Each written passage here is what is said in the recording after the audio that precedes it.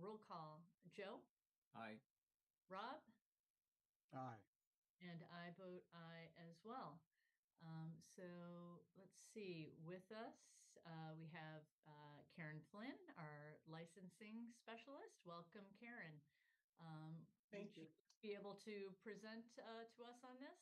Yes, our applicant has requested a continuance at this time until the September 11th select board meeting. There was a few items that required more departmental review before we were prepared to recommend the application to the board. And so they submitted that in writing on August 18th, and that was submitted in your packet. So I would like to see if the board would be so inclined to vote for a continuance for this public hearing. Thank you very much, Karen. Any comments or questions from my colleagues? If not, I will entertain a motion to continue. I move that we continue this public hearing to our September 11th select board meeting to be held at 6 p.m. by Zoom. I'll second. All right, roll call vote. Joe? Aye. Rob? Aye. I vote aye as well. So that public hearing is now continued. Thank you, Karen. Thank you. And we'll move into a second public hearing. This having to do with a request for a common vittler license or CB license by Poke Brothers. And glad we have you with us again, Karen. And I will entertain a motion to open the public hearing on this. So moved. Second. Roll call. Joe? Aye. Rob? Aye. I vote aye as well. And I will note that I believe we have Shi Zheng here, who is the manager from Poke Brothers University DR LLC. Welcome. Perhaps his son as well, Jerry Zheng, might also be in the audience assisting his father. Oh, thank you. Would you like to take us through this, Karen? Absolutely. I'm happy to be here tonight to introduce Poke Bros restaurant to the board. They're taking over the former Which Wich restaurant location at University Ave. For those of you who might be more familiar with the building being referred to as the Panda Express building and or the Dolomiti Jewelers building, whatever your inclination is for being out at University Ave in that building. Poke Bros is coming to us with a similar business model as Chipotle and also our recent Fire Bowls restaurant that opened up here in town, where it's a very customized menu, and the customer comes into the restaurant and has protein choices along with either greens or rice and loads of toppings to choose from. It's a small space. It's only 1,200 square feet, but they're going to have 20 seats inside the restaurant. Food will be obviously available for sit down as well as takeout. They're contemplating their hours right now to be 11 a.m. to 9 p.m. daily. And there are no outdoor seats at this time. That may be something that comes up later on, but as of this application, there's no outdoor seating being suggested. The manager, Shi Zheng, Corey, was satisfactory, and all the paperwork was also satisfactory for this application. The health department has done their final inspection and are ready to issue their food permit. The building department is going out tomorrow for their final inspection. And should they successfully complete that final inspection, the health department will be issuing their food permit based on the board's decision this evening. And the fire department has also signed off on this application. So the only thing pending would be building tomorrow. Thank you very much, Karen. It sounds wonderful. And welcome, Mr. Zheng, and welcome both of you. I do understand they have 2 other locations in Rhode Island. Yes, a franchisee, yes. Any complaints with respect to those locations? Wonderful. Any questions or comments from my colleagues? Welcome. I think it's, yeah, welcome to town. I think it's a great concept and wish you much success. Ditto to that. It sounds delicious, and we wish you great success. Let me take public comment on this. Open this up for public comment. This is a public hearing. I am not seeing any questions or comments. I'll just give it another few seconds here. I'm not seeing any public comment. So with that, I will entertain a motion. I move the select board approve a common victualler license for Poke Brothers DR LLC DBA Poke Brothers Bowls, 127 University Avenue, pending completion of a final public safety inspection and issuance of a food permit from the health department, and for the electronic signatures of the select board to be affixed thereto. I'll second that motion. Right, roll call. Joe, Aye. Rob, Aye. and I vote aye as well. Welcome to Westwood, Mr. Zhang. Thank you very much. We look forward to going over to Poke Bros. Thank you very much. Thank you very much, Karen. Have a good night. You Madam too. Chairman, if I may, now need a motion to close the public hearing. Thank you so much, Pat. I will entertain that motion. I move that we close the public hearing from August 28th for Poke Brothers University DR LLC DBA Poke Brother Bowls, 127 University Ave, public hearing. I'll second that. Roll call vote. Joe, Aye. Rob, Aye. and I vote aye as well. The public hearing is now closed. Thank you again, everyone. Have a Really- good night. Thank you. You too. Moving on our scheduled action, we're very happy to welcome our town planner. Elijah Romulus is with us to talk to us tonight about a global covenant of mayors for climate and energy. Welcome, Elijah.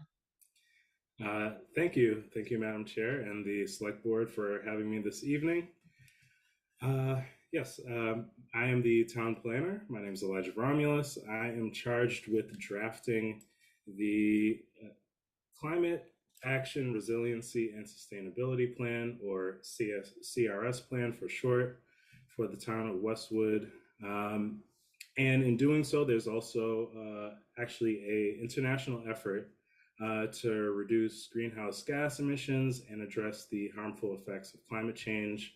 And that coalition is called the Global Covenant of Mayors for Climate and Energy, or GCOM for short.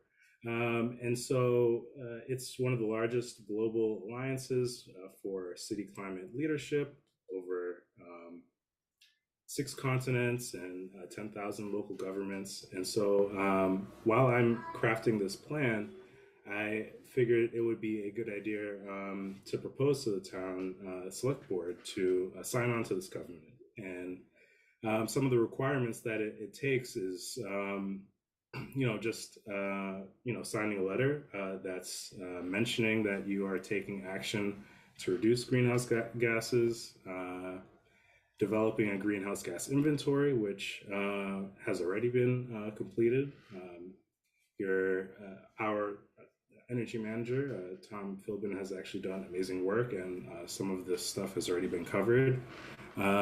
So we also have a requirement of assessing climate risks and vulnerabilities, which the town has already done through comprehensive planning and hazard mitigation planning. And the final 2 kind of requirements fall within the purview of this climate action plan that I am currently undertaking. So I would respectfully ask if the select board were interested in signing on to this covenant. That's terrific. Thank you, Elijah. Obviously, a climate action plan has been an important priority for the town coming out of the comprehensive plan, and we're really excited that you are working on it so actively. And I just want to mention, if I may here, that the Community and Economic Development Department and the Climate Action Task Force are hosting two visioning sessions, community visioning sessions on the climate action plan in October and November. So the first is Thursday, October 19 at 6 p.m. at the library, and the second on November 2nd at 6 p.m. at the library, which is really exciting. And hopefully we'll get a lot of folks to come out for that so that we can really work together on a community climate action plan. With that, I'll take comments or questions from my colleagues. Madam Chair, I have a couple questions for Elijah. Please. Elijah, first of all, welcome. Nice to have you in front of us. Welcome to Westwood. Thank you. I have a few questions with respect to what this letter that you're asking us to sign sort of commits us to, because I know there are a number of pledges that for things that we would develop and or do, and I'm just curious as to, has anyone assessed what type of cost that might have for the community in terms of whether it's resources, human resources, or other things that we may need to purchase with respect to meeting these goals? Yes. So the requirements, there's a list of 5 items. One would be signing the letter itself. Another would be a greenhouse gas inventory, which the town has already completed. So that's one check off.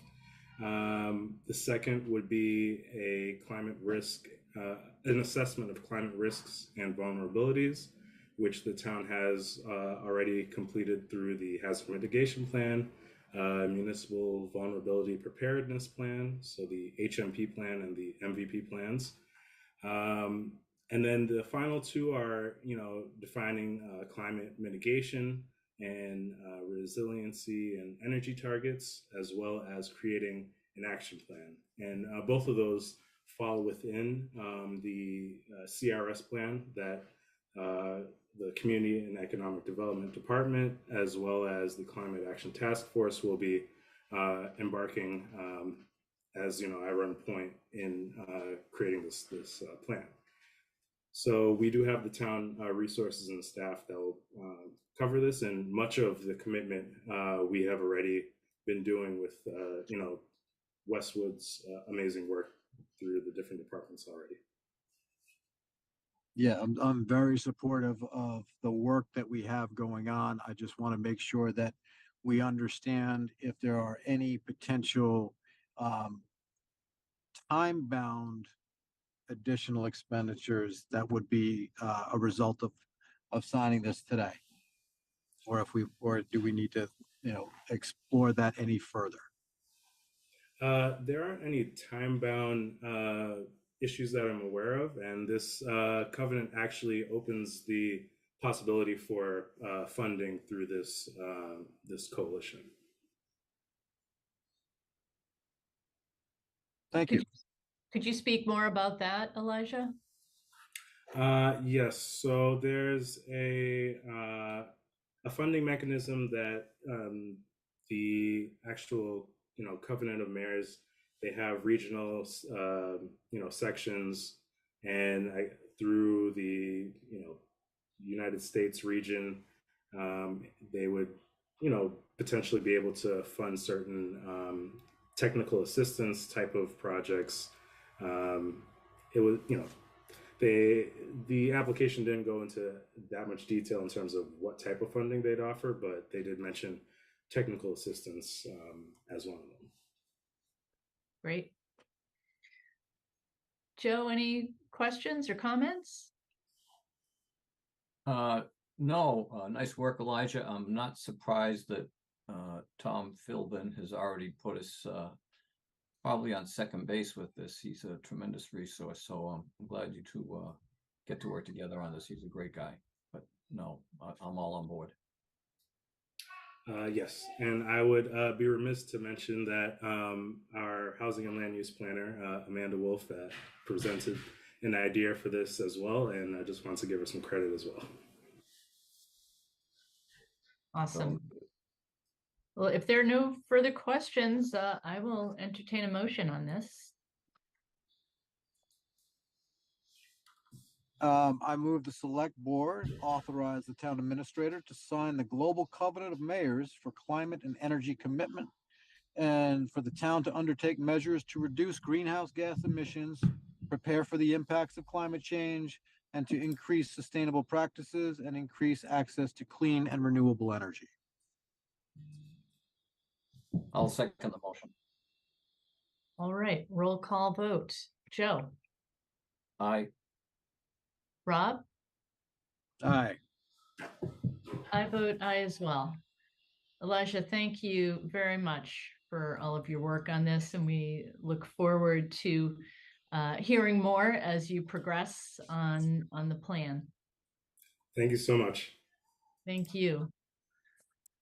Okay, moving on our scheduled action, we have a request for ARPA funds relative to the Pine Hill Elementary School. And with us, Excuse me, Madam Chair. yes, Just would the board be okay if we just ask Stephanie just to give us a little walkthrough through the ARPA funds and the current balances and what prior boards have authorized for the ARPA funds first? absolutely. That would be great. Thank you. Sure. Stephanie. I'm just gonna I'll do a quick run through. I'll share my screen if that's okay. Can you see that? Yes.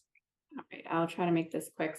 It's more just a basic overview and a quick reminder of ARPA and the funds that we've done so far, and just a reminder of the restrictions and the uses for those funds. So I know you've seen this before. There are basically two categories that all the funds are in, and within that there's specific eligible spending requirements. The most flexible one is what we call, you'll hear us refer to as revenue loss. It's to replace lost public sector revenue. And then the other requirements fall within what we'll call the restricted funds. They support COVID public health and economic response, provide premium pay for eligible workers, and invest in water, sewer, and broadband infrastructure. So those are sort of the eligible spending categories. So specific funding not allowed, just a background on that: transfer funds to pension obligations, reduction of taxes, funding into reserve accounts, and use for debt services. All the funds that we talk about are subject to reporting and compliance requirements. And then just a reminder of key dates: the funds, all ARPA funds given to the town must be fully obligated by December 31st of 2024 and expended by December 31st of 2026. So like I was saying, there's two categories. One we refer to as revenue loss or revenue replacement, and recipients can use these funds on any government service traditionally provided by the government, in this case, the town. And then the other buckets we refer to as restricted funds. So all of that money came in two separate allocations, what we call direct to Westwood, which is a total direct funding that came to the town. That was in the amount of 1.7 million. And this was all in the revenue loss category, which does not require further application process, I'll point out. And then the other bucket, the other allocation type, was through Norfolk County. So that total amount was just over 3 million. This does require application and approval through a few different steps, which is facilitated through Norfolk County. And the prorated amount that the town received in the revenue loss category through Norfolk is just over 500,000.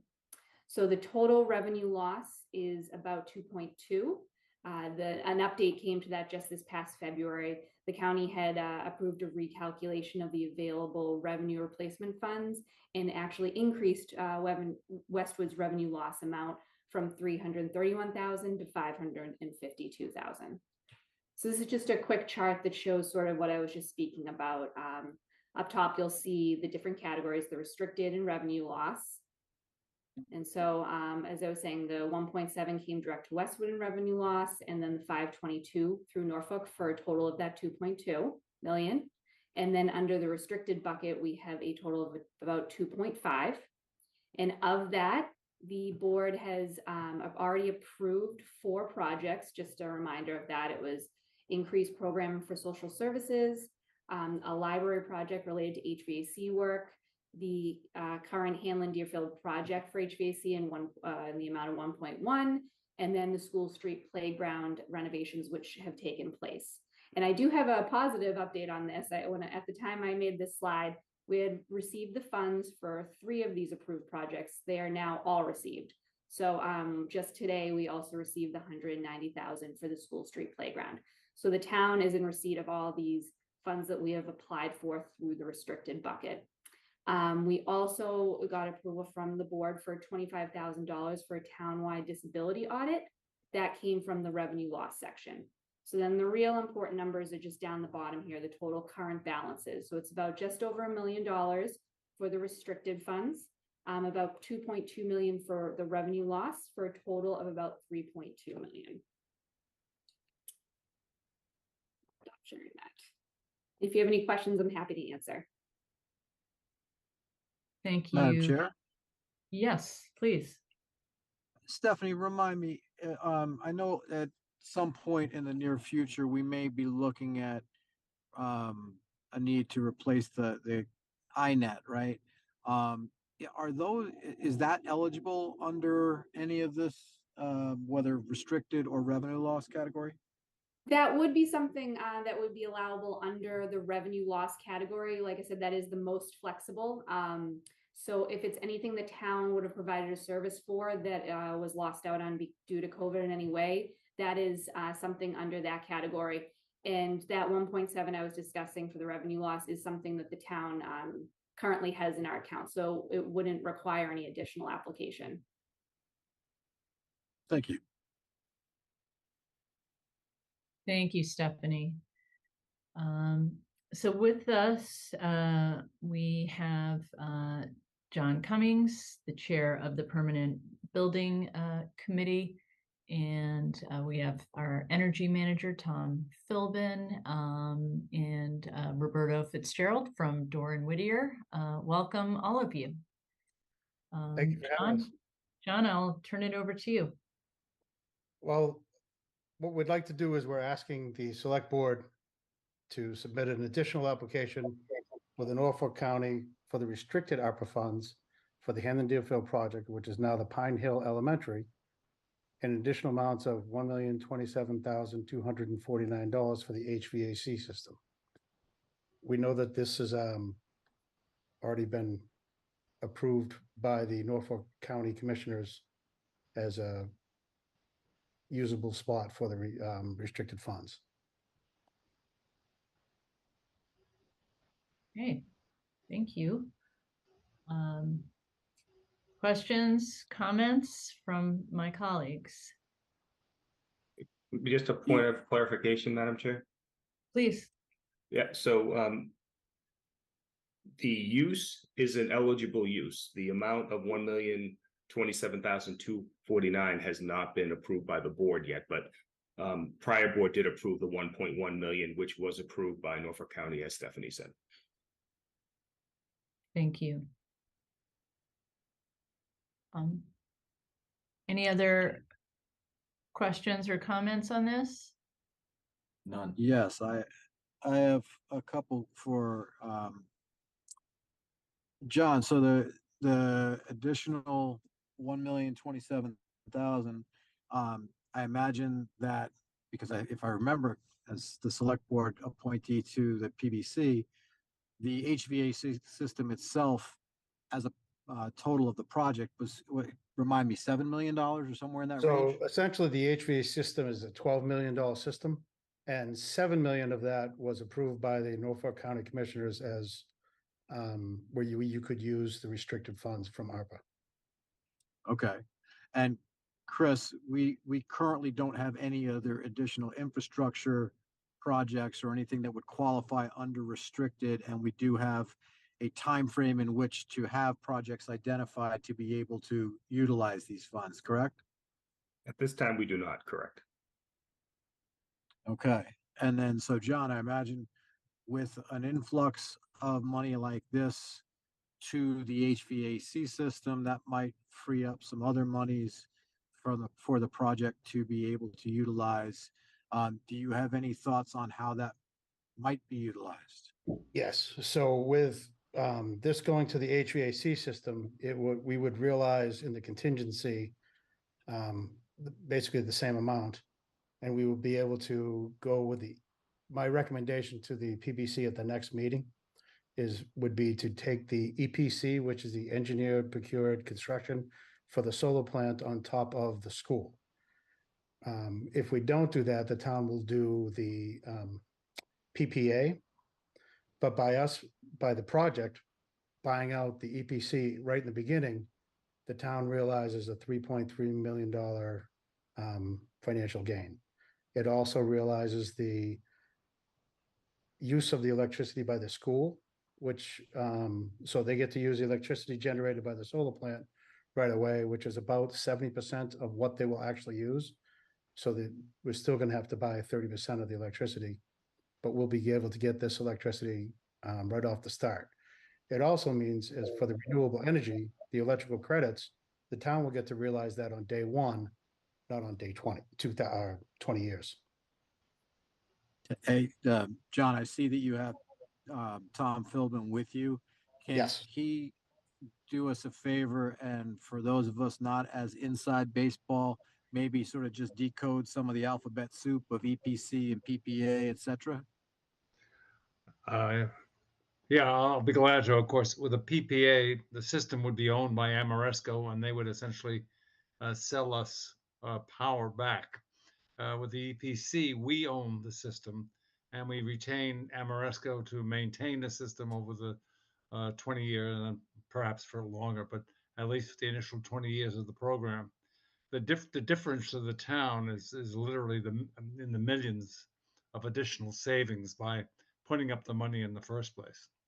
So it's really, in my opinion, almost a no-brainer in terms of the financial benefits to the town and to the schools. And it sounds like it would certainly help towards all of the prior goals and commitments that we're making with respect to what we just authorized Chris to sign on behalf of the town for the.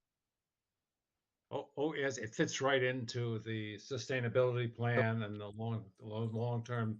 All of these things are perfect additions, and they work very well. This one in particular, this school is on the cusp of being probably one of the most efficient schools in the state of Massachusetts, and certainly a model for all future building that we might be doing in the town. Thank you. Fantastic. Joe, any questions or comments? No, well explained. Thank you. Thank you, Stephanie. Indeed, and thank you all. Thank you, Mr. Fitzgerald, for being here and for all of your work on the project. If there are no other questions or comments on this, I will entertain a motion. All right, I move the select board vote to submit an application in the amount requested of $1,027,249 in HVAC systems work for the new Pine Hill School to be applied to Westwood's restricted American Rescue Plan Act, or ARPA, funding with Norfolk County. I'll second the motion. Right, roll call vote. Joe? Aye. Rob? Aye. I vote aye as well. Aye. I heard you. Yep, we got you.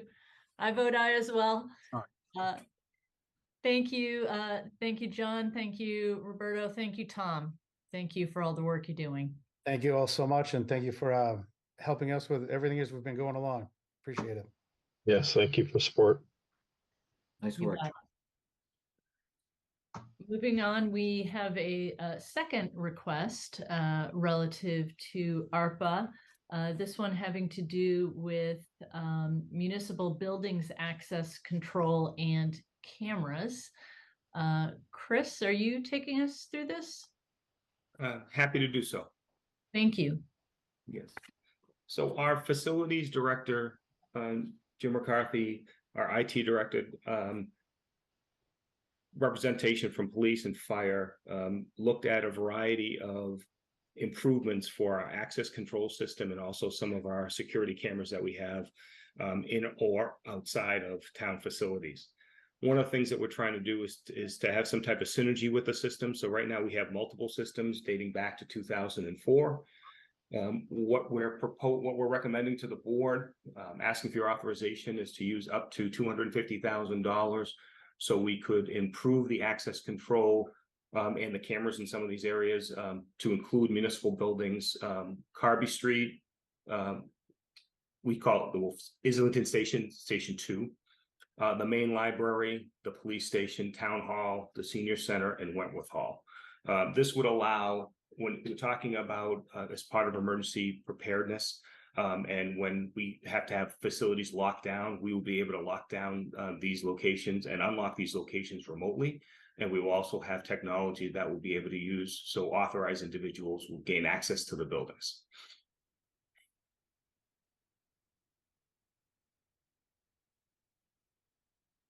That's great. Anything more on that, Chris, or? And that's really the nuts and the bolts of it. Okay.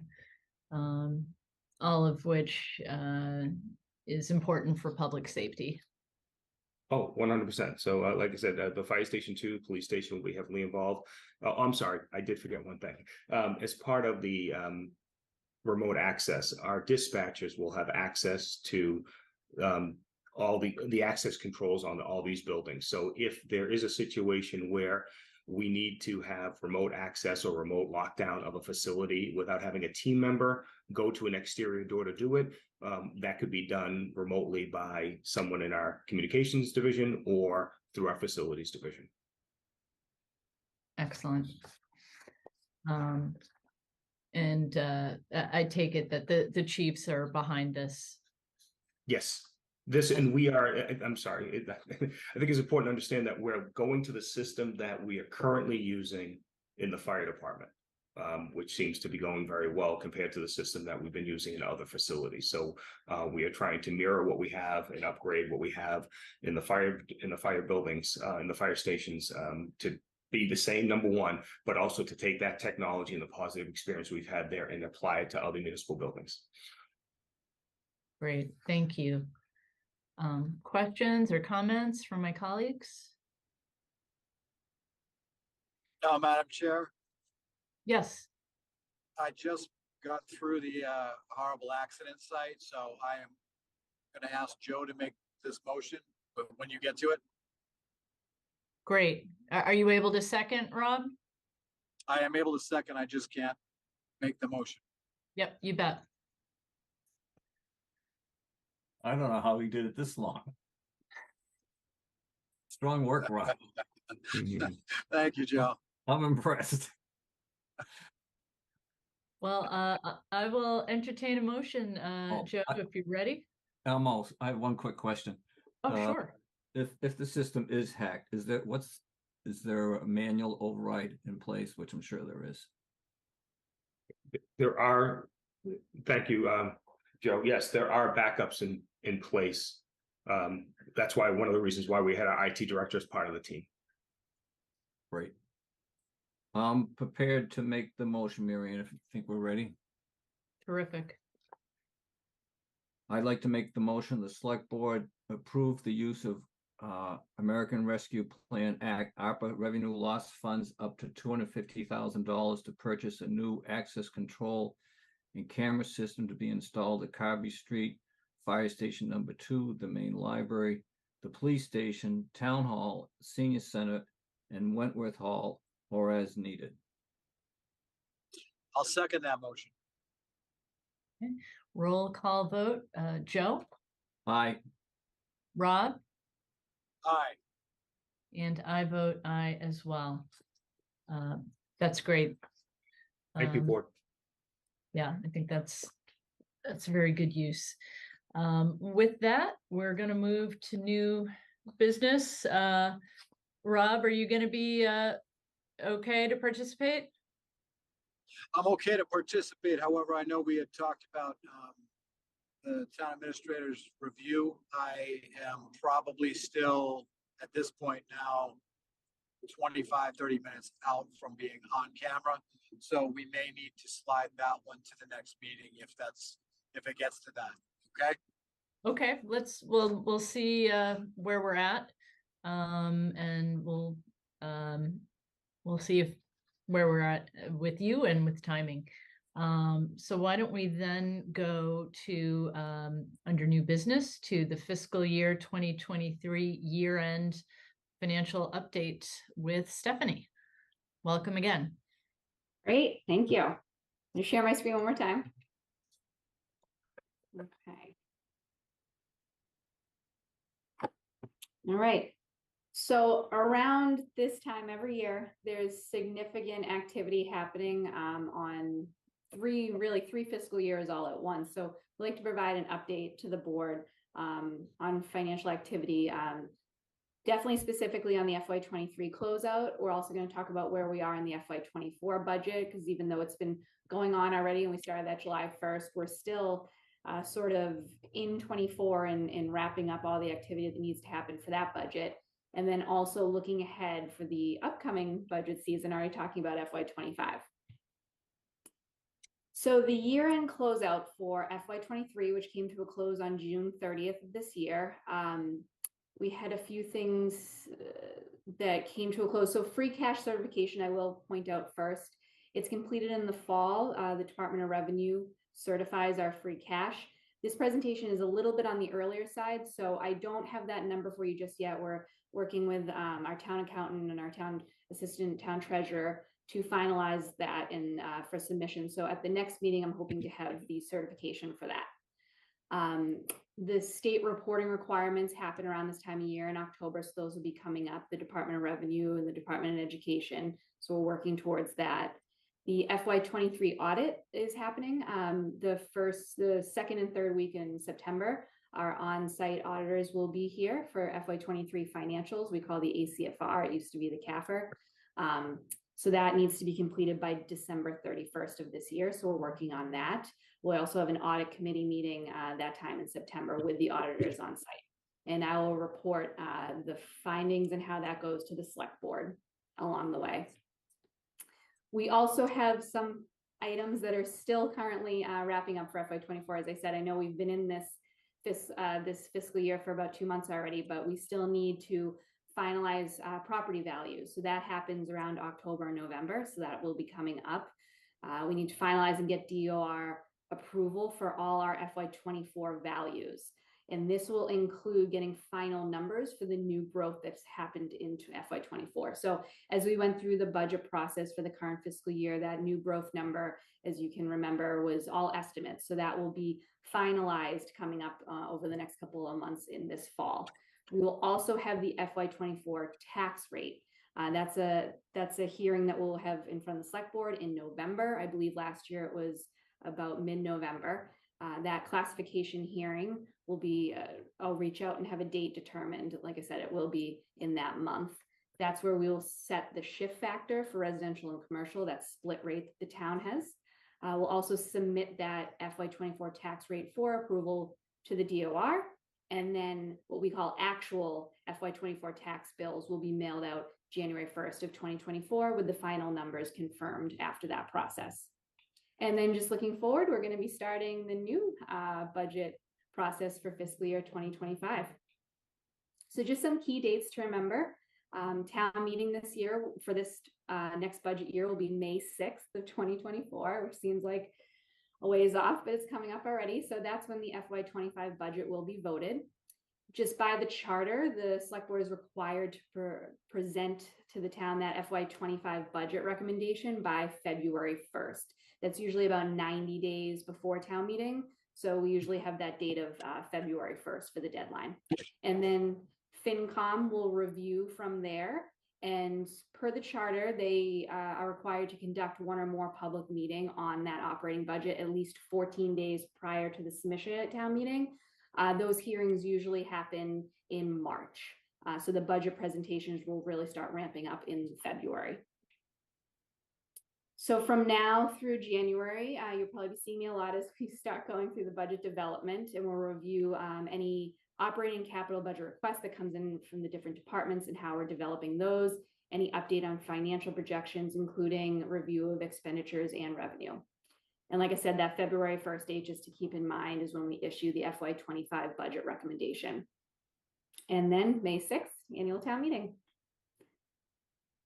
So in today's meeting, we'll be really looking closely at the review of FY23 year-end close, including, like I said, free cash. I'll have at the next meeting, but that's sort of this time of year. I'll be updating you on the new number for certified free cash, which is our current reserve balance.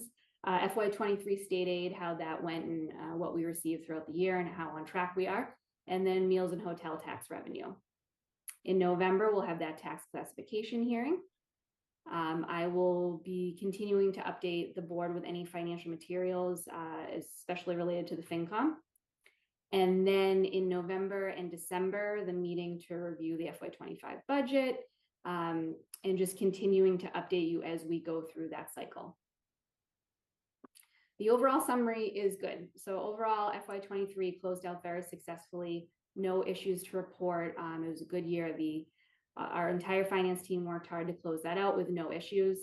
Real estate tax and motor vehicle revenue collections were on target, which is great, and the collections remain strong, similar to previous years.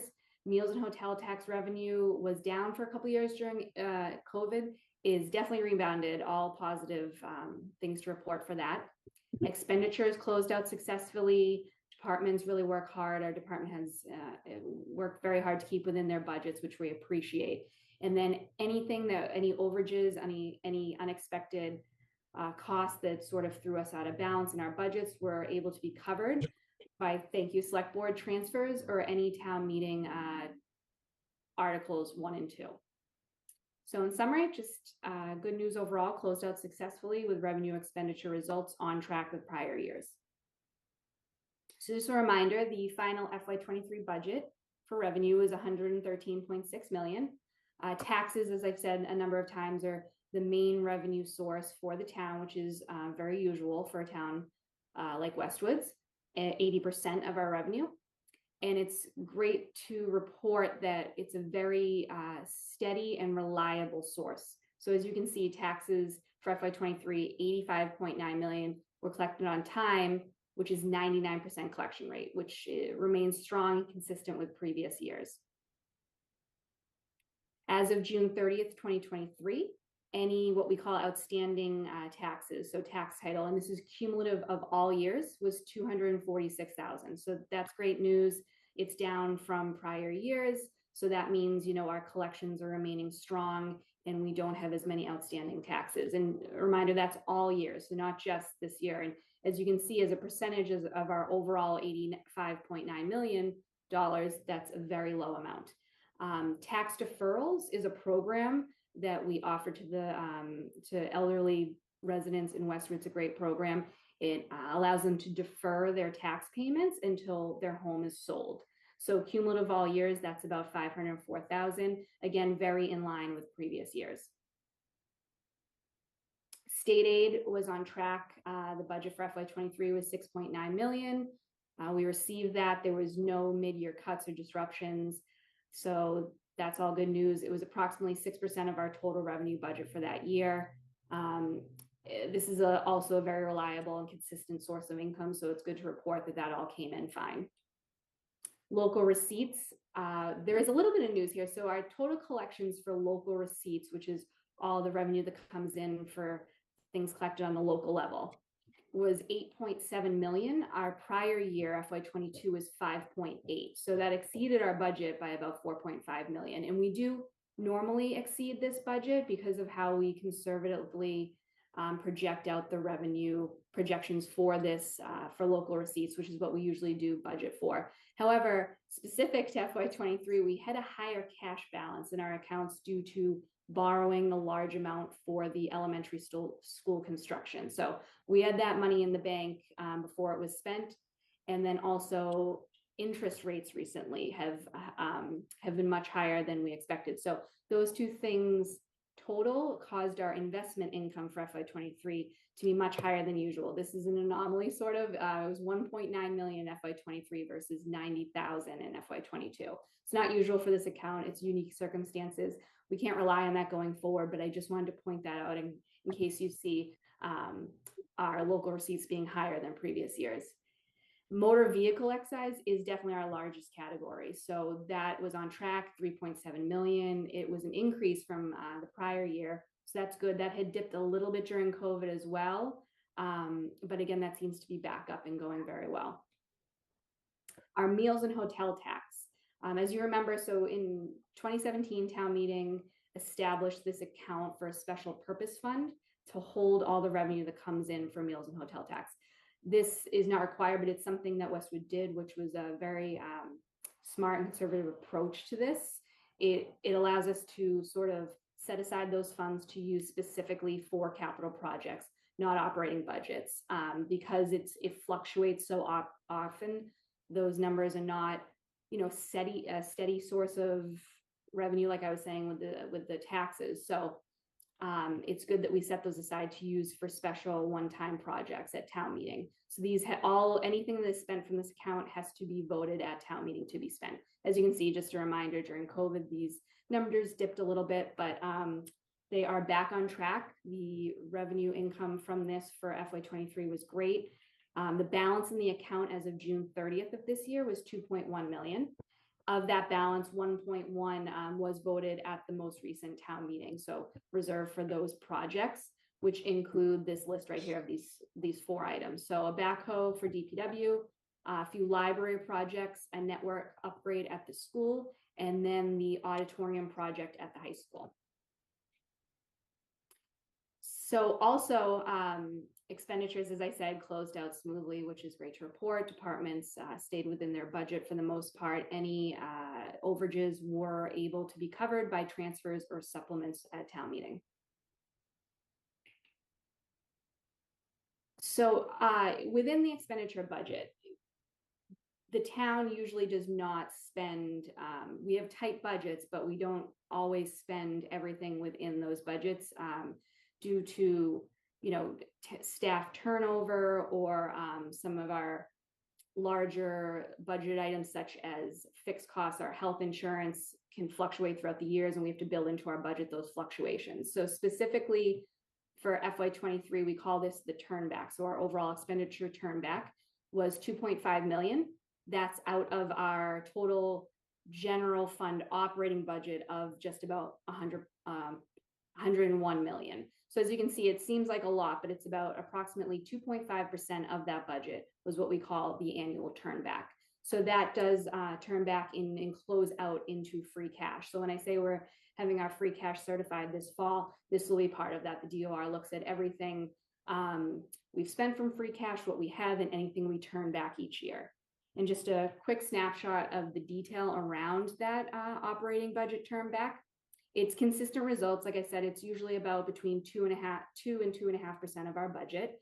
And over here, there's just a little chart showing you FY22 versus 23 and the different categories within our operating budget and what those turn back numbers were. So as you can see, benefits is really as usual, is the highest one. Like I said, we have town employee and school employee benefits built in there, and there's such fluctuation that we don't always spend that full budget amount. And then the FinCom reserve budget, just a reminder. So this is a fund that we have that we're able to use for unexpected, unanticipated things that come up throughout the year.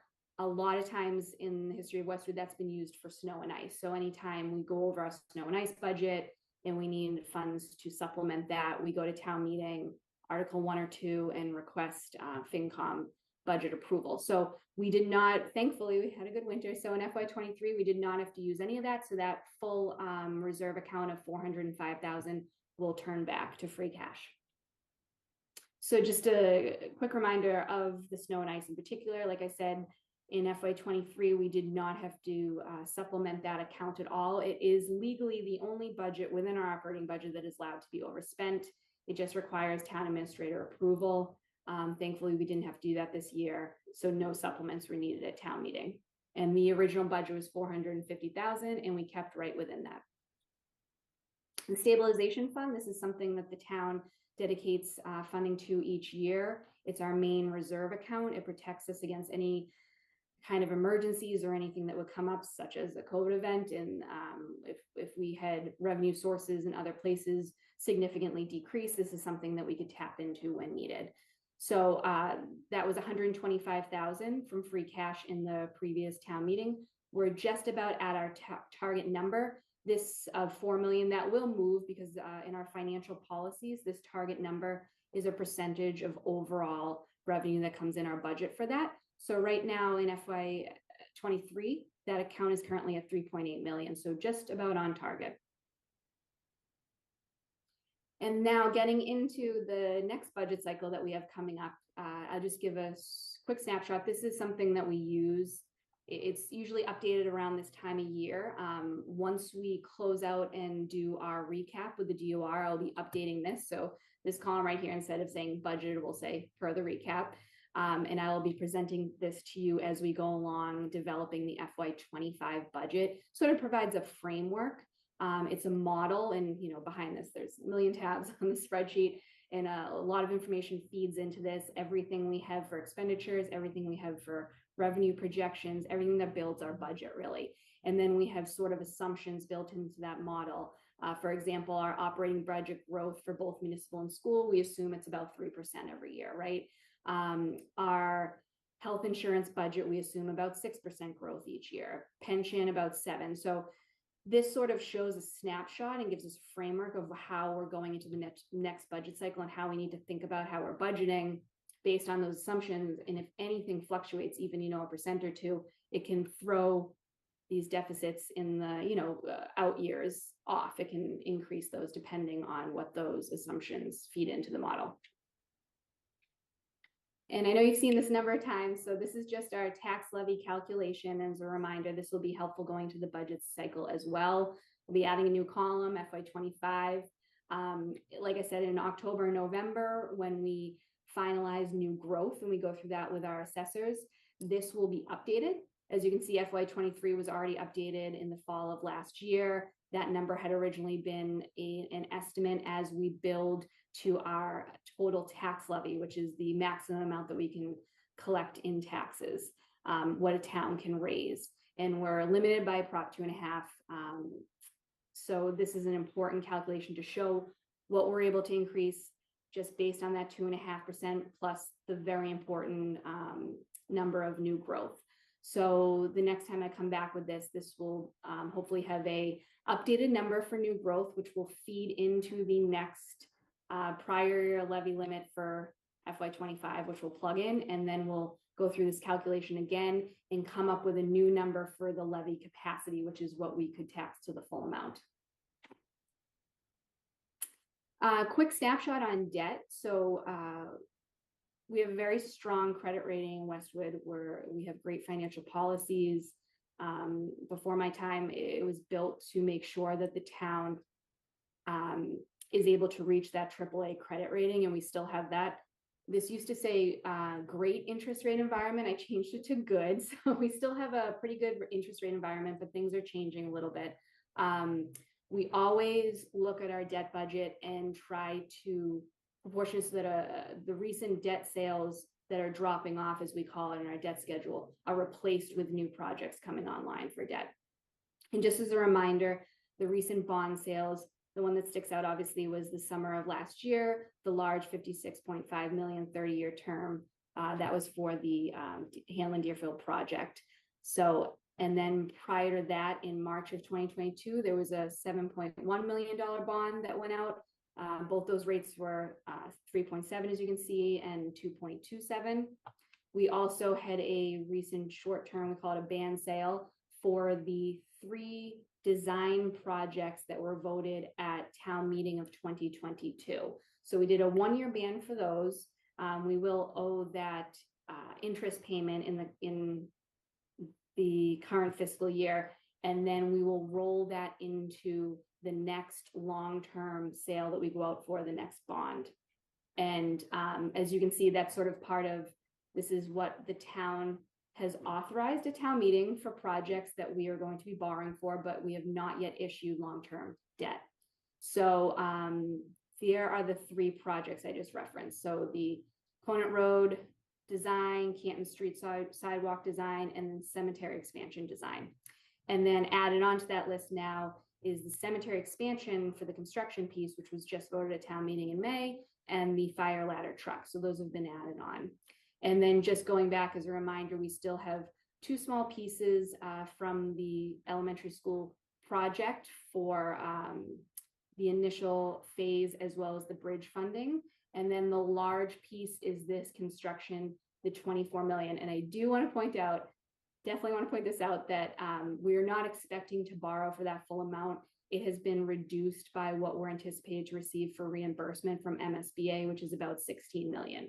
So we won't be borrowing that full amount, but we have that on there because technically that is what is the town is authorized to borrow for. So as you can see, there was definitely a spike in our chart of general fund total long-term debt, anything that's outstanding from when we borrowed for the elementary school project. That will just have the natural decline coming on. So you'll see as we go through the next couple of years, that will, as we pay off, make payments towards that principal, that will come down. Just a reminder, as you can see, this is when the town had the high school debt, for example, and that slowly declined. Then anything that peaks is when we try to bring on new debt as old debt is rolling off. As these 10, 20-year-old bonds are coming to a close, we're dropping off large payments. We try to bring on projects in that same time frame to keep our debt service budget as level as possible. And along those lines, we do have strong financial policies related to debt. So the annual non-exempt debt payments, meaning anything within Proposition 2.5, nothing we would have to have a debt exclusion for, should not exceed 8% of the net general fund revenue. So right now that number is 8.4 million. So that would be the maximum the town, according to the financial policies, should stay within. We're definitely well within that right now, where our actual debt service budget for the current fiscal year FY24 is 3.3 million. So that's all positive, and we're well within that right now. So just next steps in the budget cycle. Like I said, we have that tax classification hearing in November. We'll come in front of the board with the assessors to go through that. We will also have a number of meetings in the fall and into early winter with continued updates and reviews of where we are with the FY24 budget revenue projections, any FY25 state aid information that comes in, the tax levy calculations, including, like I said, the FY24 new growth number, which will be coming in, I'm hoping is positive. We'll continue to review capital budget articles, any ongoing annual capital that comes in from our department requests. We'll put those together and present in front of you. Any timing of larger projects needing to be considered. We'll review the FY25 municipal budget requests from the different departments. Those are our base budgets. And then any requested new position, obviously, or program will come before the board as well. FY25 state aid, last year was a little bit late just due to the new administration coming in. This year it should be back on track. Typically we'll see a preview of that at the MMA meeting in January. And then that budget document will just need to be available to be released February 1st, which is the municipal budget, the overall budget summary, as well as the capital budget articles. And then that will be presented to FinCom in February with the public hearings after that in March. All right, so that's all I have. If anyone has any questions at all, happy to answer. Strong work, Stephanie. Thank you for that recap on a strong and smooth close out to FY23, and thanks for the preview of the next budget cycle. Well done. Thank you. Any questions or comments from my colleagues? None other than to echo strong work, Stephanie. Thank you, Rob. I have no questions. Well done. All right. Well, thank you again, Stephanie. We will move on to our next item of business, which is a memorandum of agreement with the Service Employees International Union, or SEIU, Local 888. And with us, we have Molly Kane. Welcome, Molly. Hello. I will walk you through this briefly. So this MOA covers a period from FY24 through FY26, consistent with the other groups.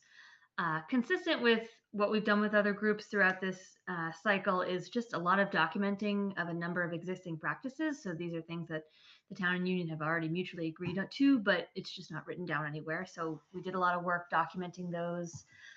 There's an introduction of a probationary period, the grandfathering of a sick leave payout program where employees would be paid for their sick time when they left employment of the town. No other group has that, so that's just sort of grandfathering that program, and updating language regarding to hours of work and union leave. In terms of economics, FY24 was a little odd. There's actually no cost of living increase for this group for this year. Instead, all employees are going from a 1 hour paid lunch, a 1 hour unpaid lunch to a half hour paid lunch, which will bring them more in line with other groups. And then for FY25 and 26, it's a 2% base wage adjustment across the board and an elimination of the service step, that 10-year service step. So previously employees would have to wait 10 years before getting a step. We just say, you can have that on your 8th year instead of your 10th year. So the union voted to ratify this agreement last week, I believe. And if the board signs off on this agreement, all collective bargaining agreements will be settled with the town through FY26. So I humbly ask that you please approve this, and I'm happy to answer any questions. Thank you, Molly. It will be great to have all of these resolved through 26 for sure. I don't have any questions on this. Do my colleagues? No, other than congratulations. No questions for me. All right. Well, I will entertain a motion. Rob, are you in a position to do that, or would you like Joe to? I can do that. I would make the motion the select board approve the memorandum of agreement between the town and the Service Employee International Local Union 888 SEIU. I'll second the motion. Right. Roll call. Joe. Aye. Rob. Aye. I vote aye as well. Great work, Molly. Congratulations on getting all of these contracts done. Strong work. Thank you.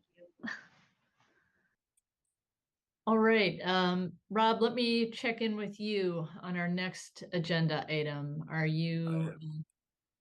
I have just backed into the driveway. I have my laptop on the roof of the car. I am prepared to give Chris his review. I will just take a moment to click the link and get onto the meeting from my Wi-Fi from my driveway, and then I will happily give Chris his review. So give me one moment for Tish to let me in from the computer. Take a moment, Rob, and while you're getting set up, I'll tee this up by saying we're now going to conduct our performance evaluation of the town administrator for the period of June 1, 2021 to June 30 of 2023. This consensus review will be delivered, as is customary, by Rob Gotti, as he was select board chair for FY23 and was on the board for FY22. And with us, we have Joan Courtney Murray from the town's Human Resources. Welcome, Joan, and Rob, we can see you. All right. Joan, do you want to give any preamble to this?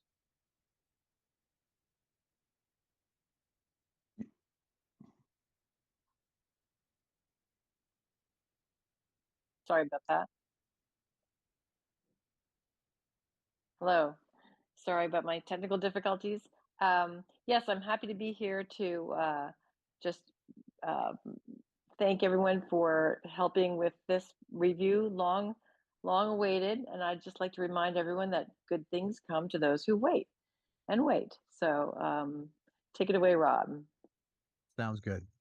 All right, Chris. I'm going to begin with sort of the overall statement that I want you to take as the most important thing that we want you to know. We are extremely fortunate to have you as our town administrator. You have done great work building a strong and capable team. Keep that up as you carry us into the future. And I know it can be difficult when you have to have conversations in triplicate, but please maintain your excellent communication with the select board. You have some tremendous department heads. Continue to work with them to develop and modify any long-term goals as necessary to continue to make Westwood a great place to work and live and raise a family. I'll begin with your areas of strength. Research has clearly demonstrated that tough times make people stronger, and you are an example of this in your time here as the town administrator. You began with a unprecedented global pandemic, which challenged everything in terms of the way we did our business, as you can see via Zoom and Westwood Media Center.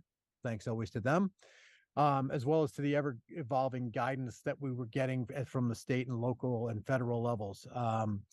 You also handled the announcement of retirements of key personnel, Joan being one of them, and were able to find outstanding candidates for our finance and director and assistant town administrator Stephanie, as well as our HR director and assistant town administrator in Molly, and our treasurer in fiscal year 22. You handled each of those things with optimism and a sense of opportunity. Your team reports that you have a collaborative leadership style, and the select board agrees with that, and they respond very well.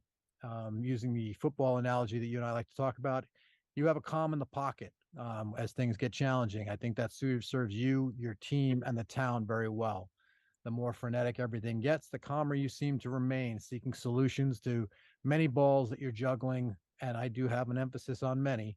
And in keeping with your leadership style, you often deflect credit from yourself in order to shine a light on your other team members so they can be recognized. And you have been known to step in and take the criticism on behalf of others, which is a great sign of leadership. Your communication skills are outstanding. People describe you as an active listener, and that is one of the most underappreciated communication skills. You're very, very thoughtful in your choice of words. You appropriately weigh multiple perspectives and or potential impacts when discussing issues of importance to the town. You are both respectful and respected.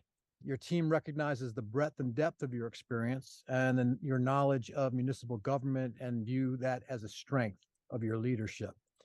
They feel appreciated by you, as evidenced by the recognition you give at team meetings, your personalizing birthday wishes and expressions of gratitude. They also appreciate the respect you have for their knowledge and experience in their respective functional areas.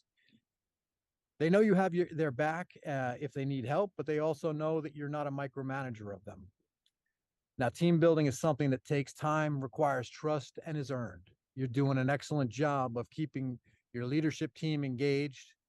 The recruiting, vetting, and hiring process that resulted in both the hiring of Stephanie and Molly as assistant town administrator, HR director, and finance director is further proof of your team building skills. You've got some tremendously bright, dynamic, and intelligent leaders that you've added to your team, which is a significant benefit to us here in the town. Finally, you're extremely committed to the town and to your role as town administrator. You are available to us virtually 24/7, something that we need to keep an eye on so that we don't have you burn out. Moving to areas for potential improvement.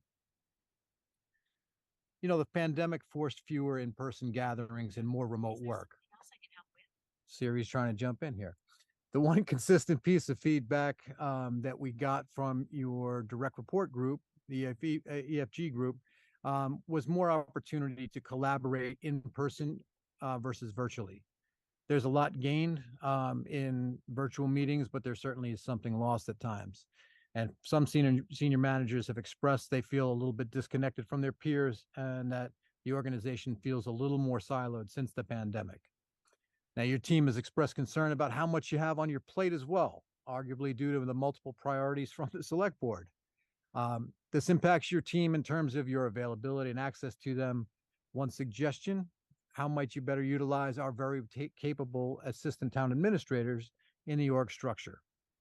As with any public-facing position, you are a highly visible role for the town, and at times attract unwarranted or unfair criticism.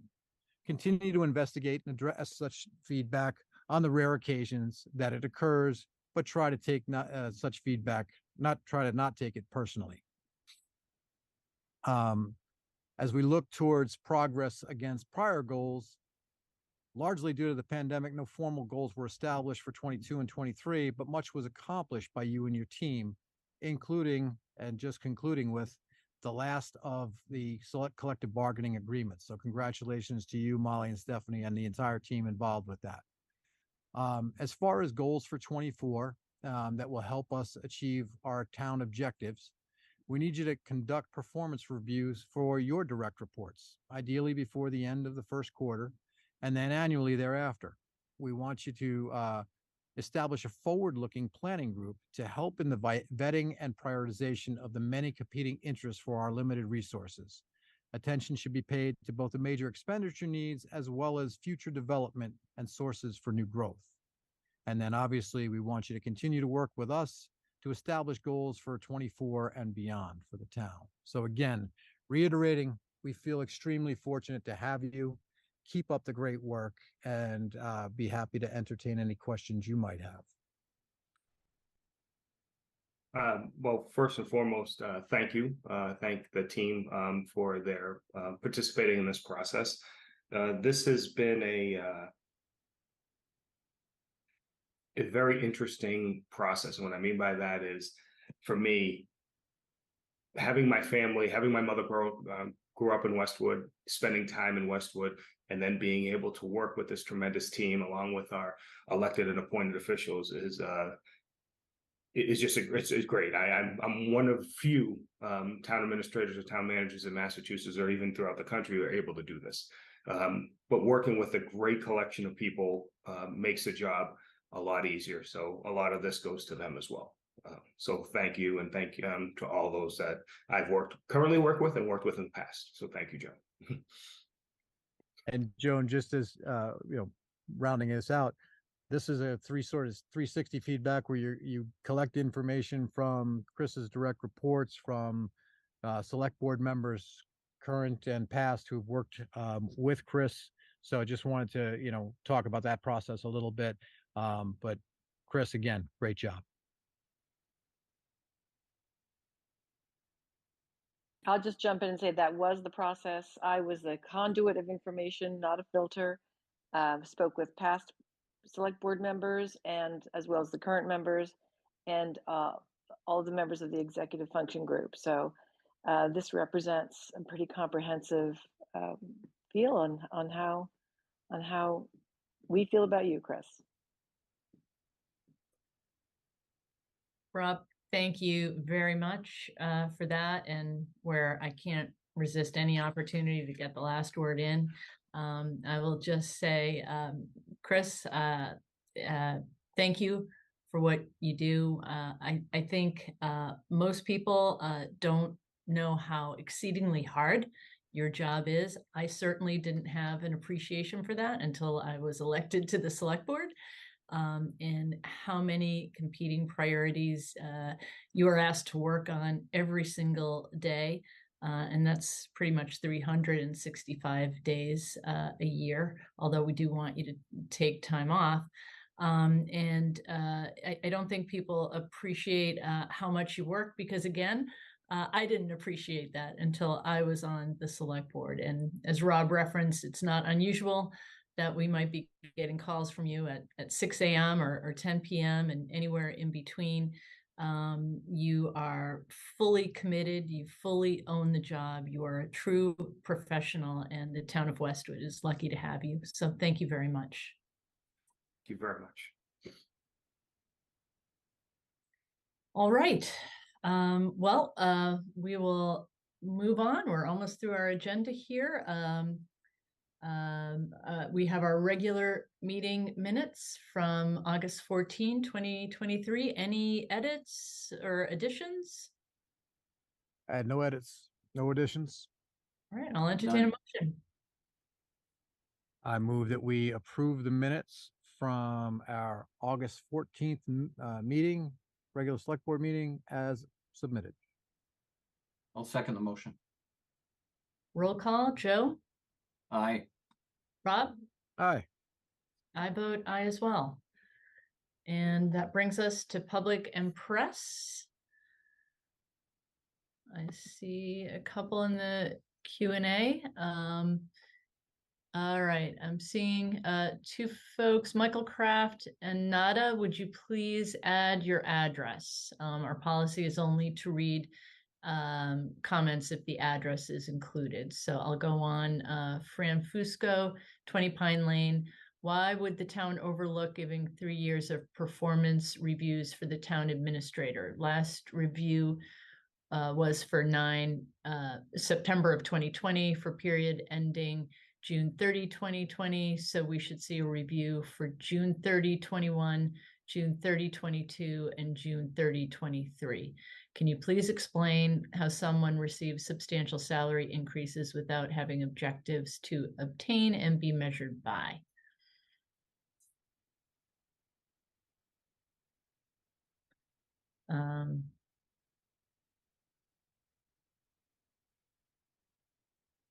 Well, this review was, unless somebody else wants to take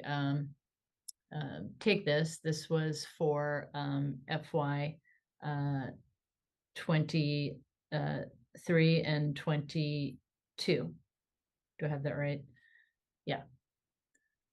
There were a lot of things, Marianne. I would say that we're not business as usual during the pandemic, and we were having to make many adjustments, and this was one that probably was a victim of both the pandemic and the timing of some of the personnel changes as Joan was on her way out. We had yet to hire Molly, and so that was probably why some of those things were not done as in the past.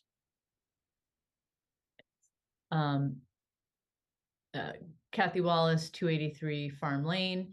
This is concerning that the town administrator's reviews were not done since September 2020. Did I hear correctly that the town administrator has not done annual reviews for the department heads?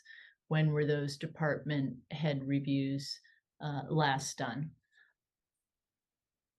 I think that was partly addressed with what Rob answered. I have addresses. Nada, could you please, I'm sorry, add your last name too. I just have your first name. I apologize. I'll go on to Michael Kraft, 30 Coach Lane. Okay, Michael, it just says Michael Kraft on behalf of Pedestrian and Bicycle Advisory Committee would like to be heard.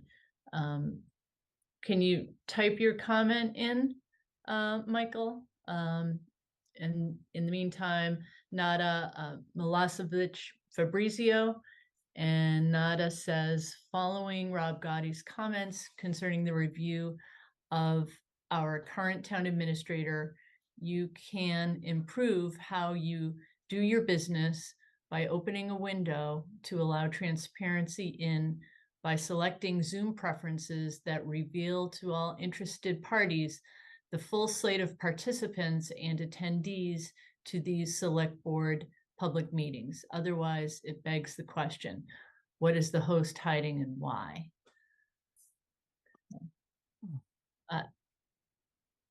Madam Chair, I can try to answer that question. Sure. Thanks, Chris. So earlier earlier when we started using Zoom for our virtual meetings, we were getting Zoom bombed.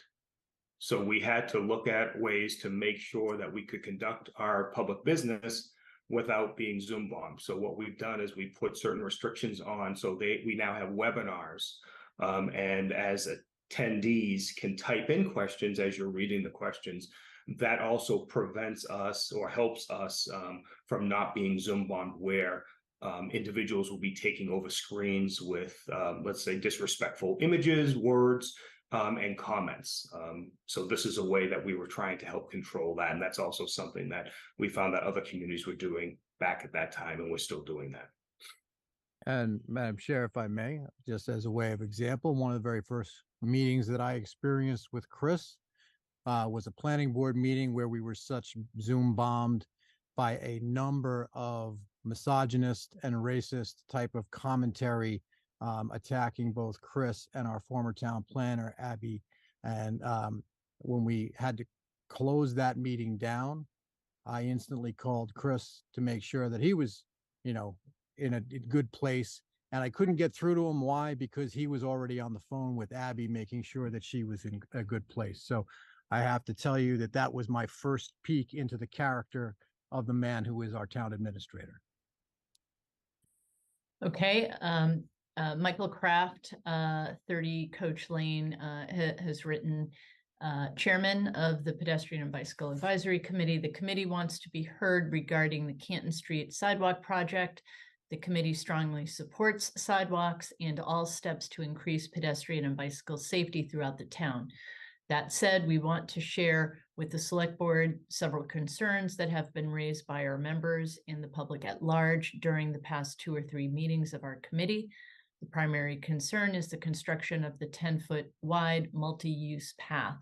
The path itself will likely provide tremendous benefits to the town and the neighborhood, including greater opportunities for neighbors to easily visit and commune with one another, pass safely from one end of the roadway to the other, etc.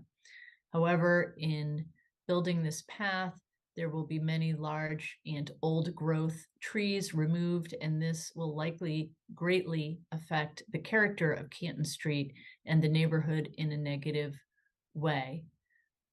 Our committee would prefer to see a meandering path, and it leaves off there. Madam Chairman, may I? Yes. So I respect certainly Mr. Kraft's position and his position that he's articulating. This is not on the agenda tonight.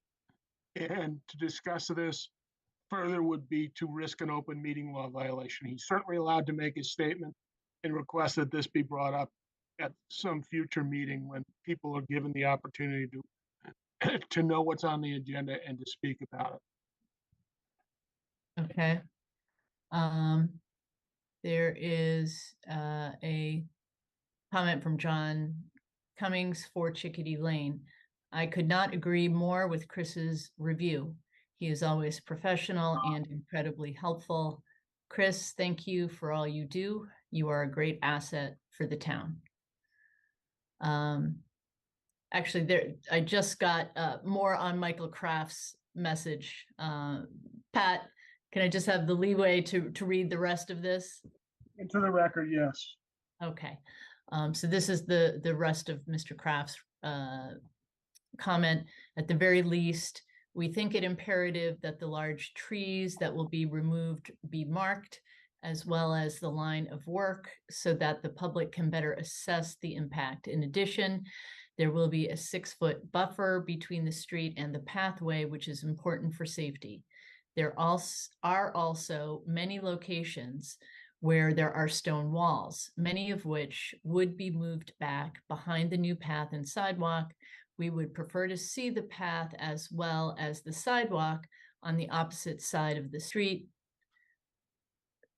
constructed behind the stone walls where possible. In fact, we surmise that the buffer could be smaller and even safer if the walls were moved closer to the road between the roadway and the path and sidewalk. Certainly, this will greatly increase the aesthetics. Finally, there is a perception from what we have heard that there has not been public involvement. Residents have expressed that they are being told that this is the plan and there is no flexibility. They feel that they have not been adequately involved in the process. The committee suggests that there be a Canton Street Sidewalk Committee appointed, including members of the neighborhood and other stakeholders, the head of the DPW, Select Board, Town Planner, Planning Board, and others that would evaluate the current plan and which could make and consider other alternative plans before this becomes a final design. This should not be strictly a yes or no vote on the one and only plan that is presented. In conclusion, we very much want to see a sensible and aesthetically pleasing sidewalk and bicycle accommodation on Canton Street, but we are fearful that the current plan without modification could result in a detriment to the neighborhood and the town at large. If this project is completed and not well received, it could seriously impact our ability to build new sidewalks elsewhere. The cost of the project and the availability of state funds should not be the only consideration in making this decision. And then I do have a further question from Kathy Wallace asking when the department head reviews were last done. Chris, can you help us with that? Sure. The last reviews were done. They're following my review. So our team will be reviewed for 2 fiscal years, as I was just reviewed for 2 fiscal years. But I just want the board to know, and clearly for those who are watching, there are daily, weekly, monthly conversations that I do have with the direct reports. So there isn't, I don't want anyone to think that people are not having, we're not having conversations throughout the workday, the work week, even though the reviews have not getting done. The reviews will be done for those 2-year periods. There's a follow-up question from Fran Fusco relative to that, Chris. How can you award a raise without a review? Again, because I do have those conversations with them on a daily, weekly, and monthly basis. I do know their performance. I have not put pen to paper, but I have had ongoing conversations, both challenging ones at times, as well as very positive ones, mainly more positive than challenging, with the team members. So I, again, have a very good understanding of their performance. It's just putting pen to paper. Right. Is further question from Kathy Wallace, 283 Farm Lane. Is the $1,027,249 ARPA school request in addition to the 1,100 ARPA funds that were previously approved by the board in 2022? Is this a new expenditure or was it part of the original project plan? What is the status of the $1.8 million turf field that is being considered at the new elementary school? Why is ARPA money not being allocated for the new fire station? I can certainly answer part of that, which is that this allocation is in addition to the 1.1 in ARPA funds that was previously approved. The request was as made tonight with respect to payment for HVAC, which will free up funds for the project, and it was discussed tonight what is going to be recommended by the PBC chair to the Permanent Building Committee relative to buying out the contract with Amoresco, which will be a savings to the town of $3 million. I'm unable to answer with respect to the turf field. We heard about what the recommendation will be, and it's important, as to the last question, that these funds must be allocated by the end of 2024. Let's see. And Madam Chair, if I may, Chris, please clarify, but I don't believe that the fire station, any of the fire station project was eligible under the restricted ARPA funds, which was where this money that we voted to allocate tonight was coming from, correct?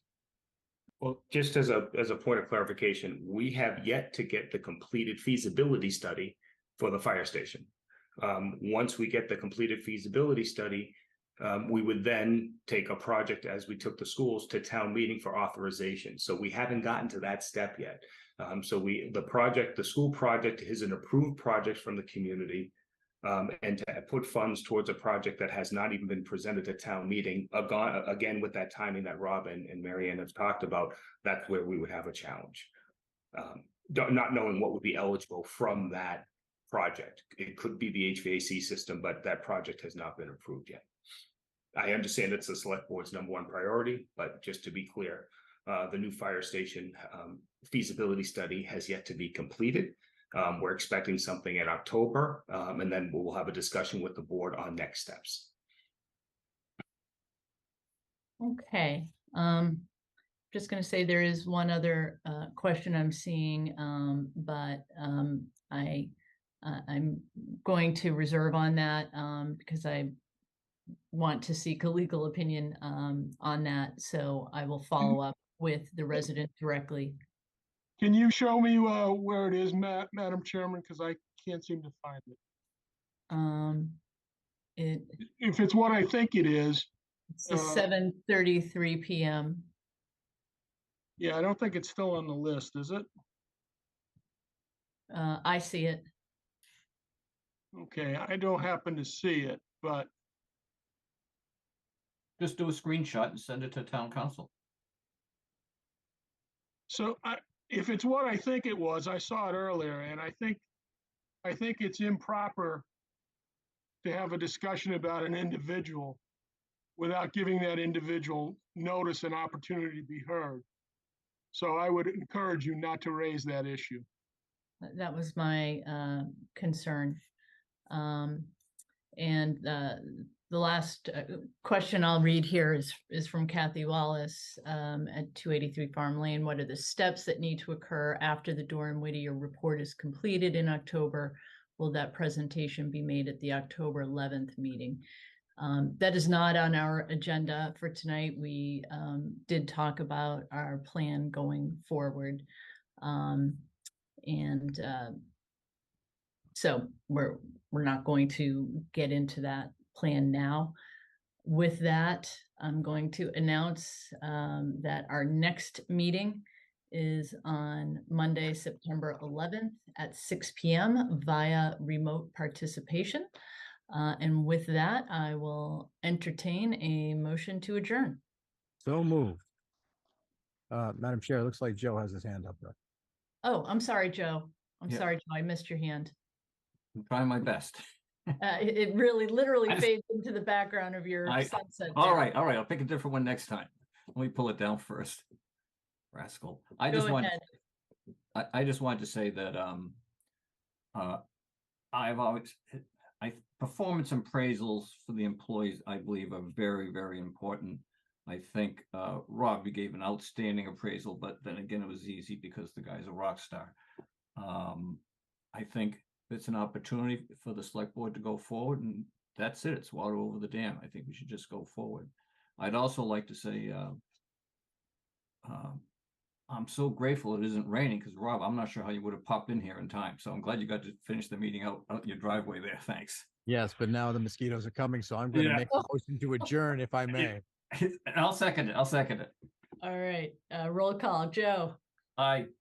Rob, Aye. I vote aye as well. Thank you, everyone, and good night. Good night, everybody.